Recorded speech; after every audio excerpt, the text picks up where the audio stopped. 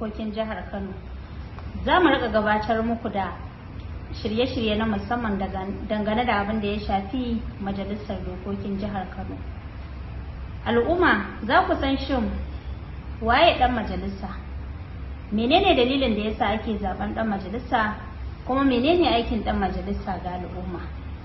Wannan yana cikin shirin da za mu fara daga majalisar dokokin jihar Kano, wanda za ku rika biyo mu kuna jin irin aikace-aikace da kuma waye dan majalisa.